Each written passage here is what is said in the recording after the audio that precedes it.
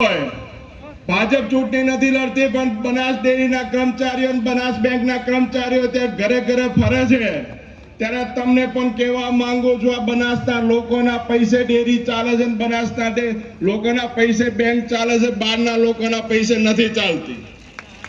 આજે જ્ઞાનીબેનનું ફોર્મ ભરાવવા માટે તમે શું લાગણીથી આવ્યા છો ને આવતીકાલે ભાજપના ઉમેદવારનું ફોર્મ ભરાવવા માટે ડેરીના કર્મચારીઓ અને બેંકના કર્મચારીઓ ઘરે ઘરે લિસ્ટો બનાવવા ફરે છે ત્યારે કહેવા માંગુ છું બનાસના લોકો ઉપર વિશ્વાસ નથી ત્યારે છેક વડગામ કે પાટણના લોકોને ફોર્મ ભરાવવા માટે ડેરીના લોકો અત્યારે દોડી રહ્યા છે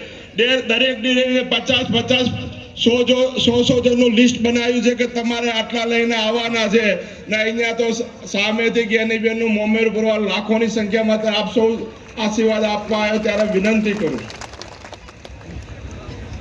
આ બનાસ બેંક બનાસ ડેરીમાં બનાસકાંઠાના લોકોને ખબર નથી હોતી ક્યારે ભરતી થાય છે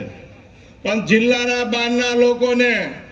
આખા ગુજરાતના ભાજપના આગેવાનોના સગા સંબંધીઓને ખબર હોય છે ક્યારે ભરતી થવાની આપણને કોઈને ખબર નથી હોત ક્યારે થવાની કોઈ ભાજપનો પ્રભારી આવે તો એમના પરિવારના લોકોને ડેરીમાં નોકરીઓ મળી જાય ભાજપનો કોઈ તંત્રી આવે એમના સગા સંબંધીઓને બનાસ બેંક કે બનાસ ડેરીના કોન્ટ્રાક્ટ મળી જાય પણ બનાસકાંઠાના લોકોને જ્યારે અન્યાય થયો ત્યારે એનો જવાબ આપવાનો આજે